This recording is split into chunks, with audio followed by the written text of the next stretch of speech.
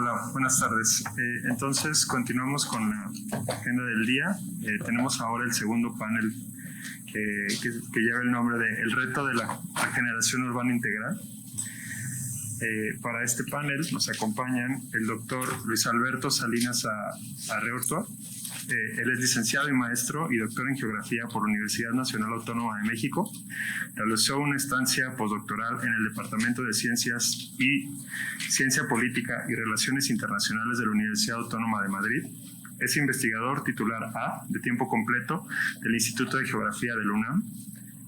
Sus principales líneas de investigación son la geografía urbana, la segregación, la gentrificación, la ciudad neoliberal y los gobiernos metropolitanos. Luis ha publicado en diversas revistas científicas, dirigido múltiples trabajos de tesis a nivel licenciatura y posgrado, e impartido clases en diferentes facultades de la UNAM y de la Universidad Intercultural Maya de Quintana Roo. Bienvenido, Luis Alberto. Además, gracias. Además nos acompaña la doctora Castro Suárez. Ella es urbanista por la Universidad Nacional Autónoma de México, maestra en urbanismo con especialidad en desarrollos inmobiliarios por la UNAM, doctora en diseño urbano por la Universidad Oxford Brookes de Gran Bretaña y es profesora de Facultad de Arquitectura de la Universidad Nacional Autónoma de México.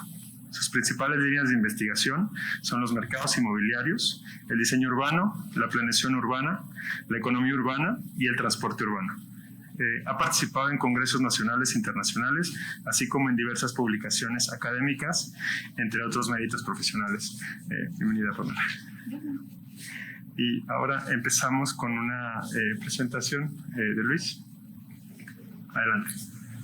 Sí, bueno, gracias. Antes que nada, quiero agradecer por invitarme a formar parte de este seminario y por supuesto felicitar a quienes recibieron el premio, un reconocimiento por su trabajo, ¿no? Tanto de tesis de maestría como de doctorado. Yo creo que, digamos, desde la mañana se han discutido temas y acciones, ¿no? Temas sobre vivienda de manera particular, distintas problemáticas que se han desarrollado en torno a esta. Se ha centrado mucho, evidentemente, parte del título del seminario en la vivienda abandonada. Y más que mostrar trabajo, resultados, quiero hacer algunos cuestionamientos, algunas reflexiones. Tampoco son nuevas, pero un poco incluso como reconocimiento, incluso homenaje a Peter Marcuse, quien falleció hace unos días y quien tiene un libro muy bonito, junto con David Maddens, que se llama En defensa de la vivienda. Entonces, mucho de lo que, algunas de las ideas que aquí vengo a exponer, realmente lo retomo del trabajo de esos autores, ¿no?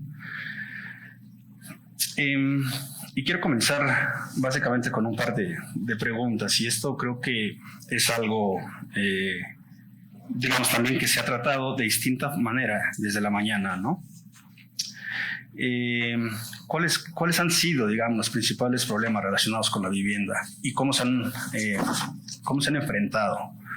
Se mencionaba desde la mañana que, digamos, muchas veces, cuando surgen los fondos públicos desde los 70s, digamos, una de las apremiantes era incidir en el déficit de la vivienda, ¿no? Y bueno, surgen los fondos públicos y las propuestas básicamente se basan en el acceso a la vivienda en propiedad. Desde los 90, digamos, se realizan distintas reformas en materia habitacional y lo que se hace es se adopta un modelo de producción masiva que también ya se comentó, y que tiene también pues su origen o que se empieza a aplicar en América Latina, en Chile, ¿no? Curiosamente, cuando aquí se aplica hacia los 90s y muy marcado hacia el 2000, en Chile ya existían bastantes trabajos en donde se estaban mencionando que ahora el problema, gran parte de la problemática en torno a la vivienda ya no era el déficit, o ya no eran los que se les nominaba los sin techo, sino ahora era a los de los con techo, ¿no?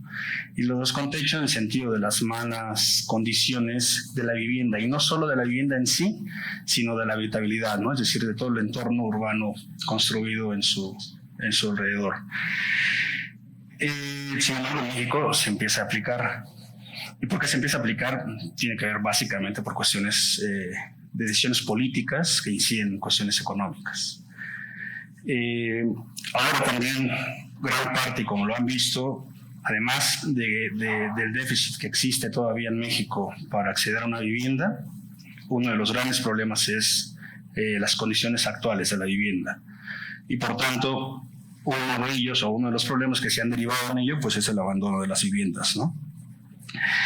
Sin embargo, les comentaba cómo se ha enfrentado esa situación. Pues básicamente es reforzar el esquema de producción masiva de vivienda a partir de un Estado subsidiario en donde está favoreciendo el acceso a vivienda en propiedad, básicamente. O sea, creo que lo importante, y yo por eso comentaba, más que hablar de datos, más que hablar de investigaciones, que, bueno, las reflexiones que estoy retomando, les decía, son parte de un trabajo, pero también son de experiencia de algunos años, de 2, 3 proyectos que he dirigido ahí en el instituto y que refieren a la política de vivienda, ¿no? Entonces, lo que me parece que hace falta discutir es otras formas de acceder a la vivienda. Creo que en América Latina y en México siempre tenemos muy arraigada, incluso culturalmente, la cuestión de la propiedad privada, ¿no? Tenemos una visión de entender a la vivienda como una mercancía y no como un derecho. Y eso puede incluso llegar a parecer una frase muy trillada, ¿no? Donde quiera ustedes lo pueden escuchar, pero ¿qué entendemos realmente por eso? Cuando tenemos ahora dinero que es una mercancía es porque finalmente gran parte del esquema de la política habitacional en México está destinada para que uno pueda acceder a una vivienda en propiedad, básicamente. Entonces, si uno es empleado del sector formal, ya sea el sector público, sector privado, pues puedes tener un crédito, y aquí estamos hablando de crédito, distintos programas y demás, pero que finalmente lo que está buscando es acceder a una vivienda en propiedad. Entonces, ¿y cómo podemos entender o cómo deberíamos entender la vivienda más que como una mercancía, como un derecho? Bueno, finalmente también podemos ver el tema de la salud, ¿no? Evidentemente podemos discutir las condiciones actuales de la salud, pero de alguna manera tenemos acceso a la salud. Lo mismo podemos pensar en educación. La educación también, nosotros tenemos el acceso a la educación. Claro, podemos discutir las características, podemos decir que, digamos, no es suficiente, por ejemplo, en el nivel superior, pero las condiciones están dadas para que se acceda a la salud, a la educación, cosa que la vivienda no. A la vivienda, si uno no tiene derecho, no tiene dinero, no tiene derecho. Y finalmente, cuando menciono que el tema de la vivienda se ha definido también políticamente, me refiero a que hay prioridades políticas que se van gestando a lo largo de los años. En determinado momento, digamos que va a ser importante realizar programas para prevenir las invasiones de las tierras, para generar reglamentos para mantener los alquileres en determinados precios, o para generar las condiciones para los asentamientos irregulares, ¿no? En otros momentos se necesita, como se entiende la vivienda como una mercancía y como un sector muy importante, para el sector económico, para la industria de la construcción, entonces pues hay que construir.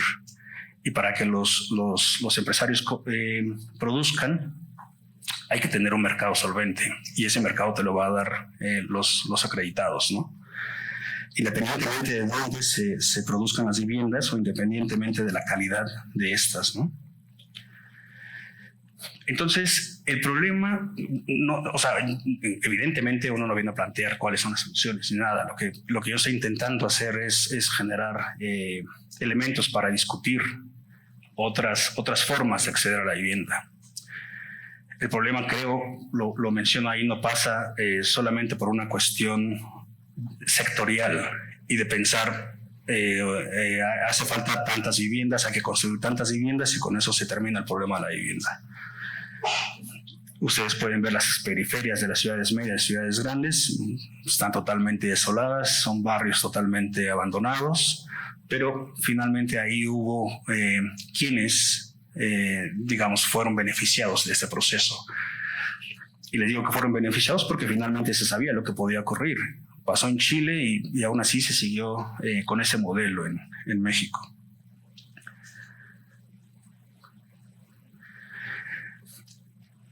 ¿Por qué se puede dar o por qué se están dando también estas políticas o estas características de esta política de vivienda?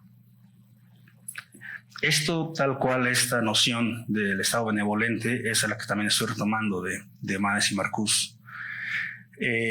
Mencionan que a lo largo de décadas se ha creado un mito del Estado benevolente, el cual consiste en que el diseño, la ejecución y la difusión de una política de vivienda engloba en sí la idea de que el Estado está haciendo todo lo posible por resolver los problemas.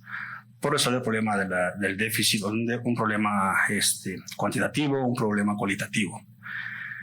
Cuando se empieza a analizar cuáles han sido los beneficios y las consecuencias de estas políticas, uno se da cuenta realmente que o hasta qué punto es cierto esta afirmación de esos autores de que se está construyendo este mito de un Estado benevolente y finalmente la política de vivienda únicamente está atendiendo a cuestiones económicas e intereses políticos. En tanto es así, mencionan que una política de vivienda persigue o tiene, por lo menos puede destacar dos dimensiones, la económica y la política. Dentro de la económica, bueno, tiene que ver con esta cuestión de la mercantilización, con lo que le estaba diciendo, que finalmente se ha impuesto una noción de entender a la vivienda como una mercancía, ni nada más. ¿Y por qué eso? En distintos sexenios ustedes pueden ver incluso algunos informes en donde se dice, bueno, gracias al sector habitacional, la industria de la construcción ha constituido, no sé, el 6% del ingreso del Producto Interno Bruto. Entonces, la vivienda es una mercancía, es un producto del sector económico que va a dinamizar las distintas industrias asociadas a la vivienda. Y ahora no solo eso, ahora ¿qué está sucediendo? Estamos virando hacia un proceso de financiarización y evidentemente, no sé si ustedes pues bueno, han tenido información respecto a las burbujas inmobiliarias, lo que ha pasado en Estados Unidos, lo que ha pasado en España. Incluso hay una película muy buena de que narra, digamos, este proceso de financiarización de la vivienda, en el cual tiene que ver con la venta de las deudas hipotecarias. En México, tanto el Fobiste como el Infonavit ha emitido o emite certificados bursátiles de vivienda en el cual pueden ser vendidos por diversos inversionistas. Entonces, evidentemente ya no se sabe incluso quién es el titular de la vivienda, digamos, ya no son necesariamente los fondos públicos y sino son empresas inversionistas, ¿no? Y bueno, la otra dimensión política, bueno, finalmente ya se la estaba comentando, que tiene que ver con los distintos contextos históricos en el cual se diseñan políticas públicas de vivienda, normativas de manera particular. Y finalmente que también tiene que ver incluso con una cuestión de... Esos autores hablan como de alienación. De alienación en el sentido de que mientras se constituya una sociedad de propietarios, a partir del endeudamiento de la sociedad, va a generar seres pasivos políticamente. Pasivos políticamente en el sentido de que quienes tienen créditos hipotecarios difícilmente van a luchar por intereses, por cuestiones laborales, por el miedo a que sean despedidos y porque van a terminar siendo desalojados o embargados de sus viviendas, ¿no? Finalmente no funciona. Y lo que dicen Manes y Marcuse es: la política de vivienda está diseñada para eso, está diseñada para mantener el orden en ese sentido, para reproducir capital y acumular capital para el sector inmobiliario, ¿no? Sobre estas cuestiones nos preguntamos también sobre qué se puede hacer, ¿no? O cómo replantear la vivienda y la prevención de los barrios desde propuestas integrales. Pienso que esto, evidentemente, lo que estoy comentando o reflexionando, estamos pensando en cambiar una lógica que es muy diferente, que es muy complicado. ¿En qué se puede hacer? Yo lo dividiría en dos dimensiones. La primera, que sería, bueno, algo a corto plazo, y pensar de manera particular en las viviendas abandonadas. Creo que de eso se ha comentado un poco, en que se han desarrollado programas. Por ejemplo, si ustedes ven a la periferia de la zona metropolitana, hay bastantes conjuntos habitacionales que no están municipalizados, ¿no? Que por distintas circunstancias los desarrolladores inmobiliarios no concluyeron las obras. Al momento de querer entregarle o hacer este proceso de entrega-recepción a los gobiernos municipales, estos no los aceptan porque hacen falta o carecen de algo en particular, y estos conjuntos habitacionales quedan en el limbo. Entonces uno va con gente del gobierno municipal y le preguntamos en distintos trabajos de campo que hemos realizado: bueno, tal conjunto urbano no tiene agua, no tiene drenaje. Y pues finalmente ellos te dicen, pues es que no están en nuestro presupuesto porque este conjunto urbano no está municipalizado, o sea, no lo reconocemos, para nosotros no existe, porque finalmente el proceso de entrega-recepción no se dio. El tema de la municipalización es muy problemático, muy fuerte. Algunas de las discusiones que teníamos con gente del Estado de México y de los gobiernos municipales, bueno, es que decía que lo que se requiere es que participen los tres sectores de gobierno, bueno, me refiero a los tres niveles de gobierno, para generar programas, propuestas, para que se concluyan estos conjuntos habitacionales que no terminaron toda la obra pública y que puedan, por lo menos, formar parte de los municipios en donde se ubican, lo cual tampoco va a garantizar que tengan todos los servicios, pero finalmente va a existir un momento al cual la gente pueda reclamar. Y a largo plazo, bueno, finalmente es lo que estaba comentando desde un inicio, ¿no? Es de qué manera se puede pensar la vivienda no como mercancía, sino como un derecho, y esto refiere a buscar formas diferentes de acceder a una vivienda y que no sea solamente la propiedad la que nos mueve a nosotros para decidir si o no accedemos a una vivienda o decidir cómo se diseña una política pública de vivienda. Bueno, yo lo dejaría aquí, y ya si hay alguna pregunta podría extender un poquito más. Muchas gracias, Luis Alberto. La idea es tomar las preguntas después de las dos presentaciones. Te agradezco. Creo que es muy interesante pues cuestionarse, ¿no? Si la vivienda es una mercancía o es un derecho, y utilizarlo para plantear nuevas formas de pensar cómo tenemos que acceder a esta vivienda. Entonces, ahora pasamos la presentación de la doctora Pamela y escuchamos su presentación. Gracias. Buenas tardes y muchas gracias por la invitación y muchas gracias por su atención. Pues yo traigo otro orden de ideas. Ya me impresionó el doctor Luis Salinas. A ver, lo que me habían pedido a mí era como, bueno, nos habían pedido hablar sobre el reto de la regeneración urbana. Y bueno, más o menos sí, estoy en el mismo renglón que Luis, pero pues yo me fui más por cómo podemos rehabilitar lo que tenemos, ¿no? Entonces, bueno, a ver.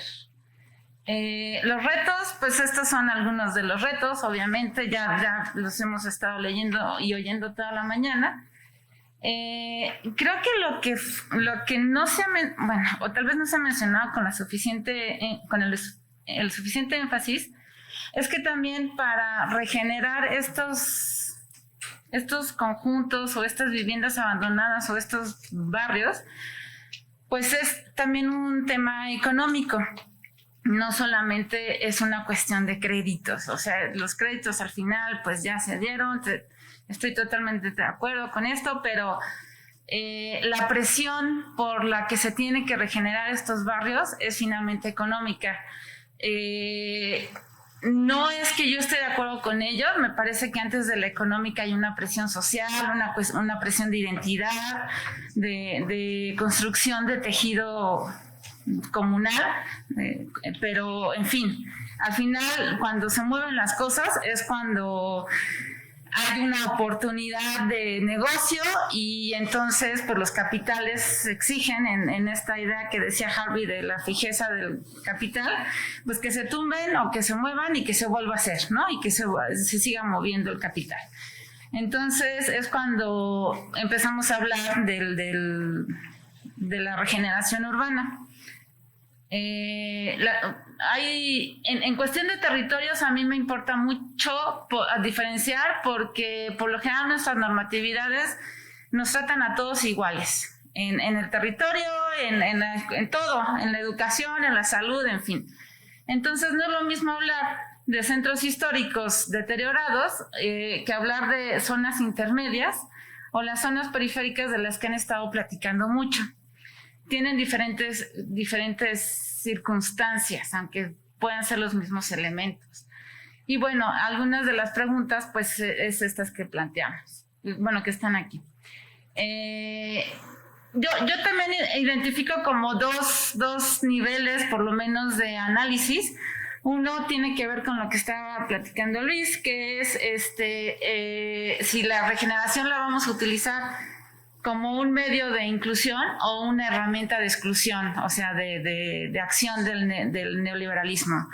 Tiene que ver con esto de ver la vivienda como una mercancía o como un bien social. Y esto tiene sus implicaciones, déjenme ver. La palabra clave de toda mi presentación es la calidad. Y después les voy a poner otras dos que son variedad y flexibilidad. Entonces tendremos que pensar para la regeneración de los barrios, no solamente, para empezar la escala, muchos hablan de las regeneraciones por edificio y otras son las regeneraciones de barrios, de conjuntos. Y es muy, muy diferente. Por lo general, los edificios están más orientados hacia la reproducción del capital y hacia ver esto de los productos, los nuevos productos, y las regeneraciones de zonas, pues no se hablan, ¿no? No se hablan. Hay algunos que hasta dicen que eso no existe. Bueno, tendríamos que ver, tenemos que ver las centralidades, y bueno, esto de Santa Fe y esto de Barrancas es nada más por decir de alguna manera, pues en dónde se siguen haciendo reinversiones reiteradas y dónde no. Otra de las cuestiones que tenemos que ver de los procesos de regeneración urbana es si los vemos como proceso o como producto. Por lo general se maneja que la regeneración son productos. Voy a hacer un proyecto, voy a regenerar algo y entonces pues como regalo, ¿no? Lo abro y charrán, ya está el producto. Pero me parece que eso es una manera muy corta, muy limitada de verlo, porque en realidad la regeneración son procesos y siempre están en constante cambio y en constante transformación. Esta idea de proceso simplemente no está vista en las políticas públicas por todo lo que ya sabemos, porque pues están los periodos de gobierno, las acciones y es así como se manejan los recursos económicos, mientras que todos los habitantes, pues podríamos decir que podemos vivir más en esta idea de procesos, ¿no? Nosotros vivimos todo el tiempo en estos lugares y lo vemos pues de otra manera, obviamente, ¿no? Entonces, cuando hablamos de las regeneraciones, o de la regeneración urbana, pues les decía, no es lo mismo, eso es para andar un poco en los territorios, no es lo mismo hablar de las periferias, donde los intereses económicos son, podremos decirle, únicamente de los habitantes que están allí y nadie más tiene tiene interés. O sea, aquí hay un concepto implícito de las ventajas del lugar comparativas, y no es que esté yo hablando de neoliberalismo y de estas cuestiones, sino que hay cualidades que se pueden reconocer por muchos, o que muchos reconocemos de calidad en los medios habitacionales, y hay otros que no. Y por lo general, pues los conjuntos habitacionales de interés social, pues carecen de bastante de estas ventajas, o de estos aspectos que muchos podemos reconocer como deseosos. Y entonces por esto, pues en parte el capital o las inversiones pues no se fijan en ello. Mientras que hay otros territorios en donde sí se llevan a cabo las regeneraciones, en donde pues está la localización y la proximidad a mercados y una idea de interés económico o de reinversión, en donde están estos intereses, y por lo general las viviendas en estos casos, pues los habitantes son los que pierden más, y son los menos también. La manera como podríamos ver la regeneración, me parece, o las viviendas abandonadas de las que se han estado hablando ahora durante toda la mañana, toda esta jornada, pues en realidad es como un microuniverso. O sea, lo vemos como abanico, lo veamos como paraguas, es exactamente igual. O sea, cuando ustedes están viendo sobre regeneración, pues tendrá que ver regeneración con salud, con escuelas, con educación, con equipamientos detonadores del desarrollo de la cultura, con esto, el patrimonio construido es otro gran tema con regeneración. También tienen que ver las tecnologías, y cada uno de este ramillete de temas, ahí va la política, ahí va la gobernanza, la participación, pueden utilizarse de la manera de como la vivienda, como decía, como mercancía, o de la vivienda como el derecho, como decía Luis Salinas, o como les planteaba yo acá atrás, la vivienda como medio de inclusión o como herramienta de exclusión. Como, me parece que es muy sencillo. O sea, si haces salud, ¿qué tipo de equipamiento vas a poner? ¿Van a incluirse todos? ¿Van a poder acceder todos o solamente algunos? Si lo vemos en el tema de mantenimiento, el tema de mantenimiento no es una carta que sacamos y dijimos, ¡ay, mantenimiento! No, en realidad el mantenimiento antes del mantenimiento está la morfología. Y de la morfología casi no se habla, ¿no? O sea, hay como unas formas dadas ya para vivienda de interés social que ni hables de ellas porque te van a decir, oye, pues es que no se hace beneficios, el profit de esto, ¿no? Entonces se habla muy poco de la calidad de la forma de los conjuntos habitacionales. Entonces el resultado es que tienen unas calidades o una calidad morfológica muy, muy baja. Y esto redunda o pega pues exponencialmente en términos de mantenimiento. Y lo vemos, por ejemplo, lo vimos en el caso del premio de tesis de doctorado, en cómo los edificios pues están cayendo a cachos, o que esos son los conjuntos de los años 60, pero en realidad en todas las generaciones de los conjuntos sigue habiendo estas deficiencias morfológicas en donde el mantenimiento acaba pegando muchísimo. Y no solamente es el mantenimiento, sino también que está atado a una falta de estructuras socioadministrativas, porque son de tamaños de municipios, pero todos los conjuntos habitacionales por lo general siguen siendo los condominios. Y pues están en manos de personas que no les pagan para eso, no están capacitadas para eso, hacen su mejor esfuerzo en el mejor de los casos, pero les falta como toda la estructura institucional con la que otros pueden estar manteniendo o la responsabilidad de mantener el stock físico, pues, ¿no? Y las calidades de los espacios y demás. Bueno, entonces aquí les decía, las palabras claves me parece para la regeneración, para las viviendas abandonadas y todo, es variedad y flexibilidad. Si pensamos en variedad y flexibilidad, en todos estos aspectos me parece que podríamos lograr proyectos o futuros más incluyentes, con mayores derechos y al final en donde todos podamos tener mayores oportunidades de desarrollo. Ejemplos, nos pedían ejemplos. Híjoles, es muy difícil. La verdad es que les debo las buenas prácticas porque pues puedo decir algunos aspectos, pero la verdad, no sé, pensándolo, dije, pues creo que renovación habitacional, va a decir, y muchos de ustedes todavía no habían nacido, pero pues creo que es un ejemplo pues bastante mejor logrado.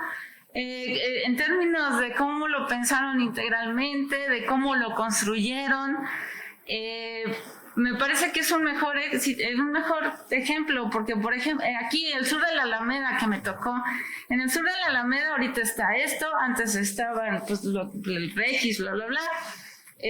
Hubo un proceso de exclusión de los habitantes que vivían ahí hasta que se bajó el precio totalmente y entonces solamente así fue cuando se pudo rehabilitar todo y entonces tenemos esto.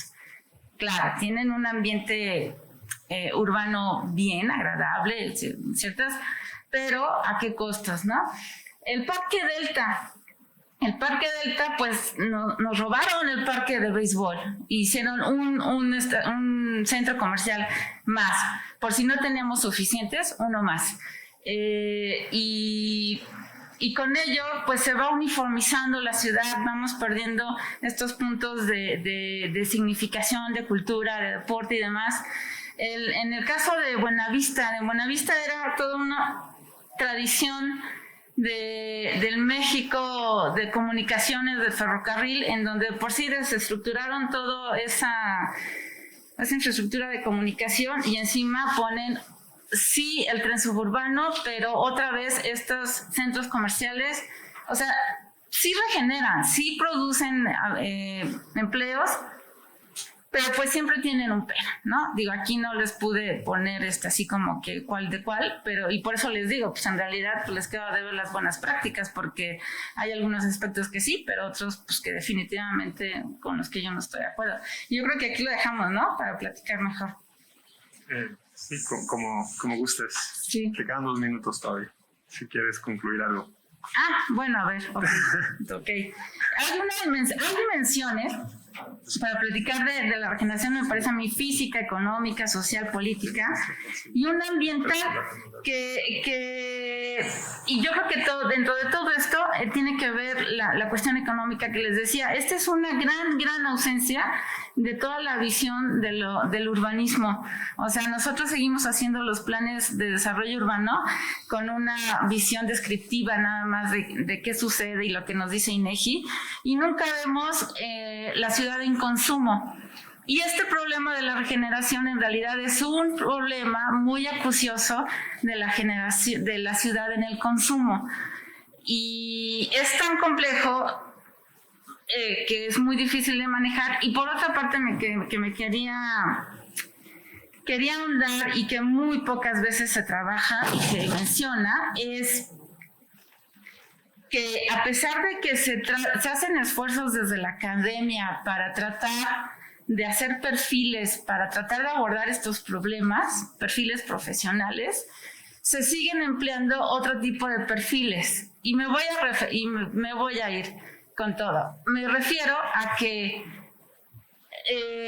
educamos urbanistas para tratar de que puedan tratar de abordar estos problemas, y seguimos teniendo arquitectos que son muy buenos, los arquitectos mexicanos, pero están hechos o están formados para construir edificios.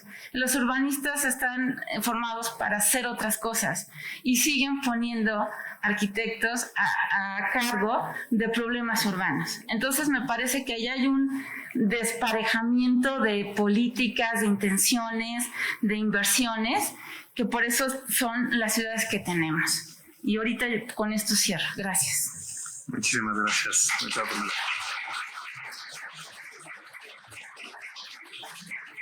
Ahora pasamos a una ronda de preguntas y respuestas. Si quieren, con la misma lógica de hace rato, levanten la mano y les pasan un micrófono. Aquí hay una.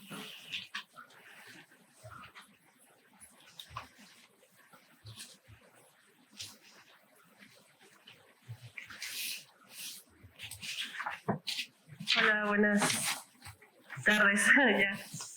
Bueno, con todo esto que menciona la doctora Pamela, de que sí existen ciertos puntos y ciertos proyectos en donde se generan empleos o tal vez interacción entre las personas, muchas veces lo que falta no solamente es eso, yo creo que también tiene que haber esta dimensión social con respecto a las redes de apoyo que tienen las personas dentro de la misma comunidad. Entonces la pregunta va dirigida a cómo se puede crear, más allá de espacios en donde las personas interactúen, donde las personas puedan generar estas redes de apoyo dentro de la misma comunidad. Gracias. Gracias. ¿Alguien más? Aquí está.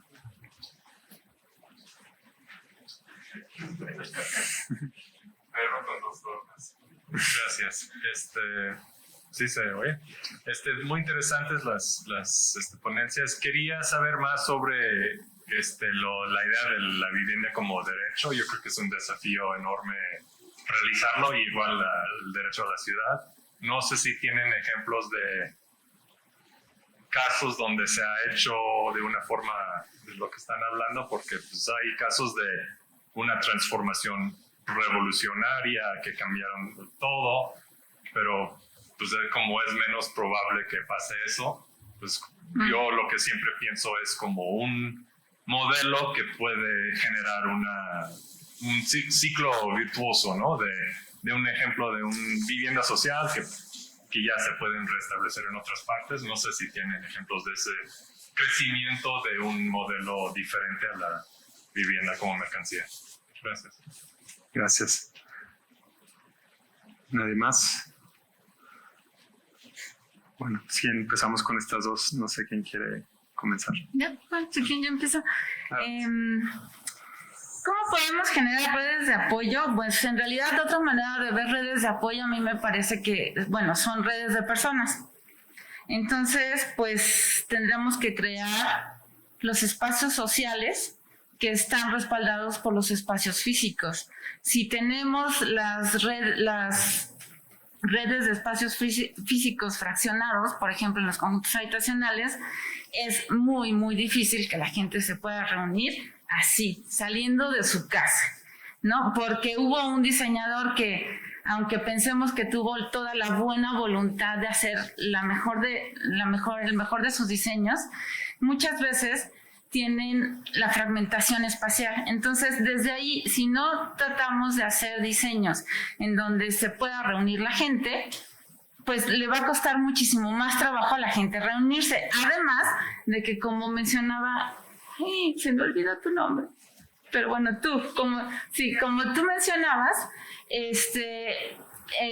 hacen falta, o bueno, en tu video, hacen falta espacios sociales, de lo que habla Giddens. Y si tienen aparte dobles trabajos, van y regresan 3 horas de trabajo, pues de por sí toda la vida se les reduce. Y si en los espacios no hay espacios que fomentemos, pues es muy difícil.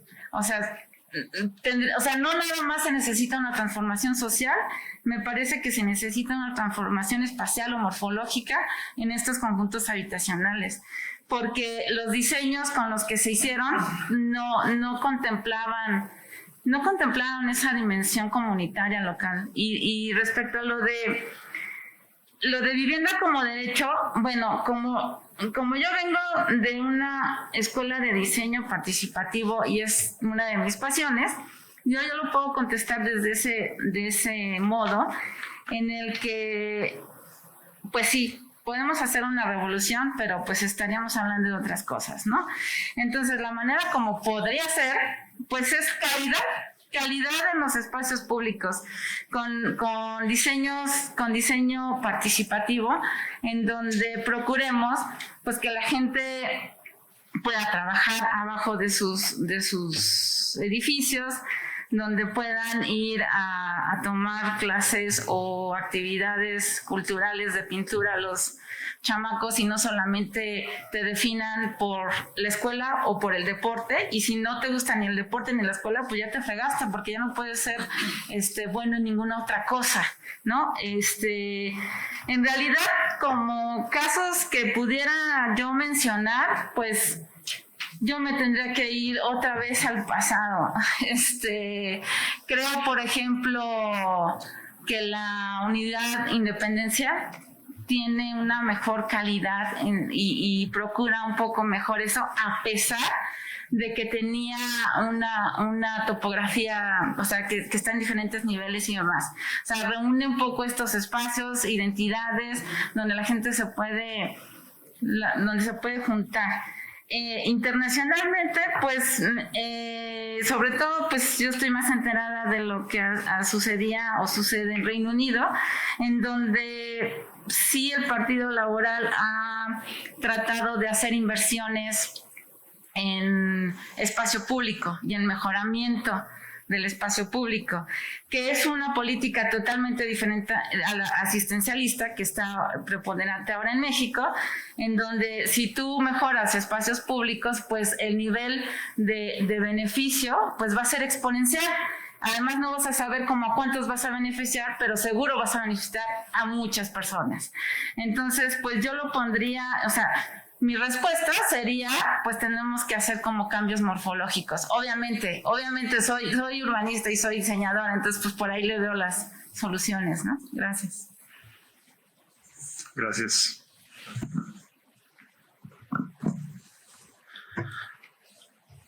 Bueno, sobre lo que comentaban, de lo que preguntabas, y gracias por la pregunta sobre cómo entender la vivienda como un derecho.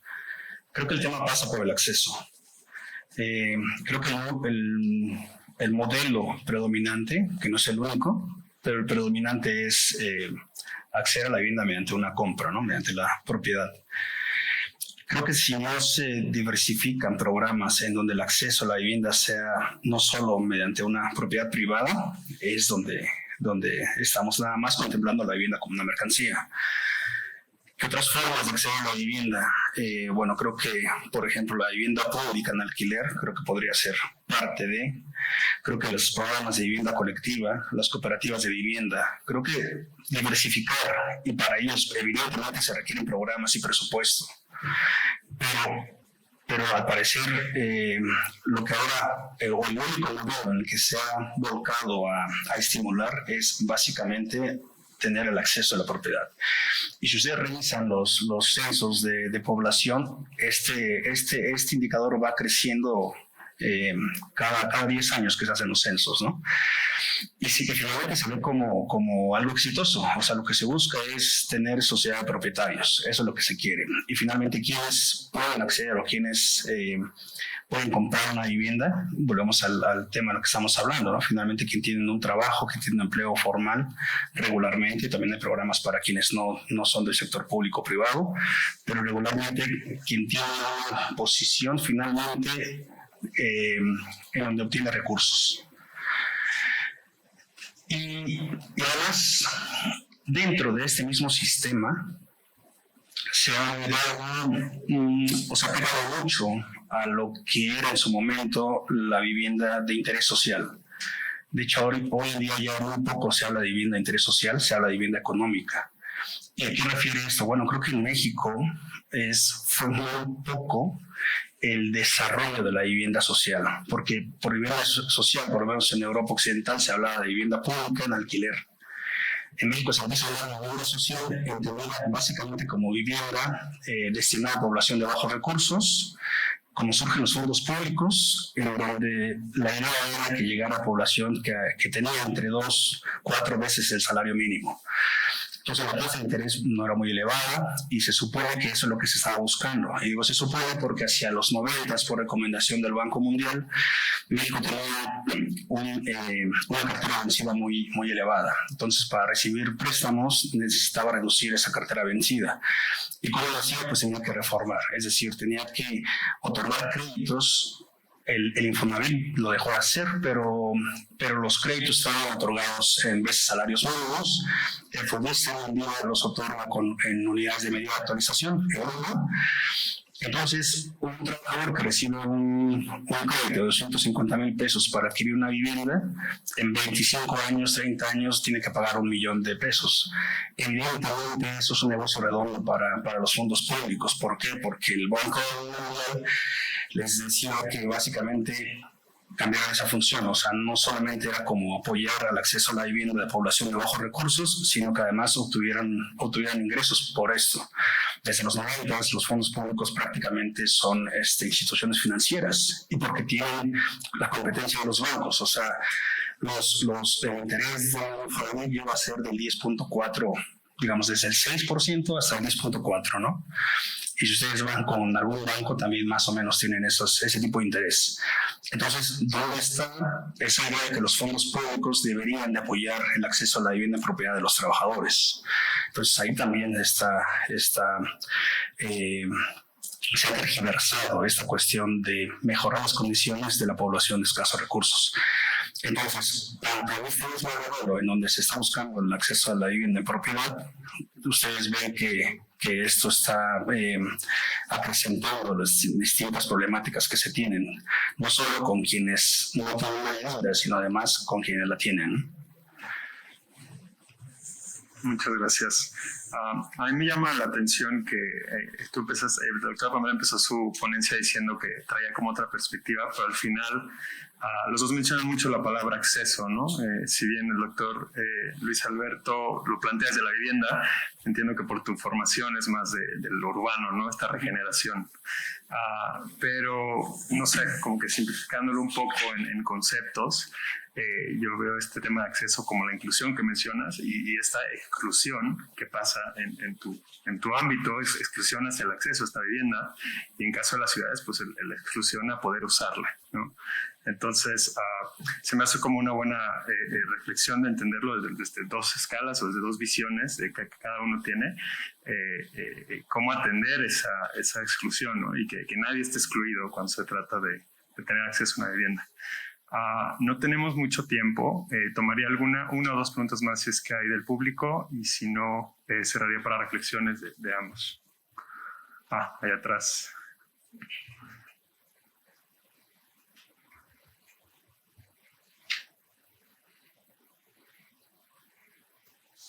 Gracias. Perdón, más que preguntas, un comentario.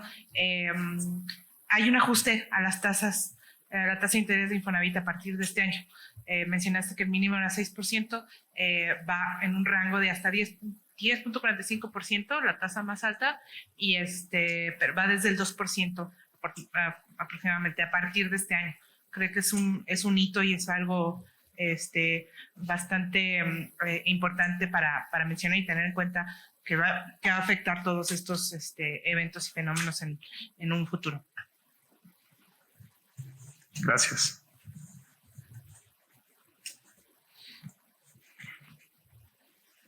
Bueno, si no hay más preguntas, invito a nuestros panelistas a concluir. Si quieren agregar algo o no. Tal vez yo grito entonces. Me parece que debería, dentro de esta como revolución que estamos llamando, tendríamos que pensar en hacer programas. En otros lados les llaman de administración urbana, los Urban Management Plans. En otros lados los hacen para centros históricos, pero me parece que se podría hacer en todas estas zonas de deterioradas o abandonadas, porque tenemos que abordar como activamente las pérdidas o las ganancias que se pueden dar en las zonas. Y con esto podríamos estar más en control, y el mismo gobierno, de lo que sucede con las ganancias y las pérdidas y la reproducción del capital. Porque hasta ahorita, pues la vivienda de social, económica, como lo llamen, sigue siendo, pues está manejada por los oferentes y para pasivos. O sea, son viviendas que van a ser bienes pasivos. Y en ninguno de estos, especialmente los conjuntos habitacionales, se permite la producción dentro de ellos. Entonces es algo de esto que se tendrían que pensar estas zonas como zonas de producción de riqueza también, y no solamente como unas megazonas de consumo en la ciudad. Y esa visión simplemente yo no la veo en los discursos, ni en las políticas, ni en ningún planteamiento. Gracias. Gracias. Bueno, yo solo concluiría comentando que lo que mencionaba, ¿no? Que finalmente creo que cuando mencionaba que habían cosas que se podían hacer a largo plazo y otras a corto plazo. Y justo el comentario que me haces creo que es muy pertinente en ese sentido, ¿no? Creo que el que estén ahorita los fondos públicos, digamos, buscando formas de gestión diferente, creo que es algo bueno. Mencionas que ahorita ya hay créditos hasta el 2%. Por ejemplo, el Foviste también tiene ahorita un programa para pasar los créditos hipotecarios de pesos, de UMAS a pesos también. Evidentemente hay ciertas condiciones. Entiendo que también la situación de endeudamiento, si se hace de manera directa, pues también les llevaría a una cuestión de números rojos de ambas instituciones, ¿no? Porque, por ejemplo, para pasar del Foviste, de UMAS a pesos, también se requieren ciertos requisitos, por ejemplo, que lleven 10 años pagando su deuda hipotecaria, que básicamente son intereses, y que también sean, digamos, que estén dentro de los perfiles de población que gana, digamos, menos o pocas veces salarios mínimos, ¿no? Entonces, acciones creo que se pueden hacer, pero creo que también hay esa responsabilidad como para pensar que no se debe de lucrar necesariamente con un producto que más que una mercancía debería de ser un bien social, ¿no? De acuerdo. Bueno, pues muchas gracias a nuestros panelistas. Ahora agradezco su tiempo y continuamos con la clausura del evento.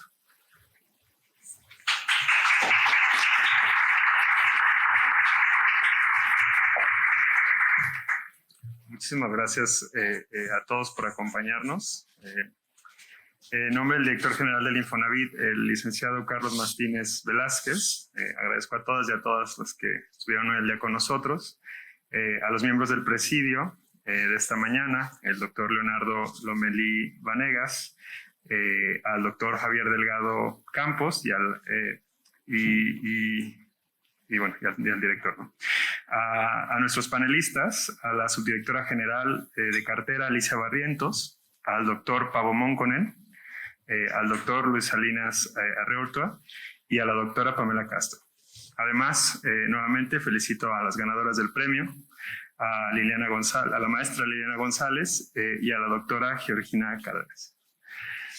Como lo mencionó nuestro director esta mañana, desde el Infonavit estamos impulsando una agenda de investigación desde varios frentes, a través de reportes, documentos de investigación, sistemas de información, publicaciones y premios. Esto con la finalidad de generar valor para los trabajadores, sus familias y las comunidades.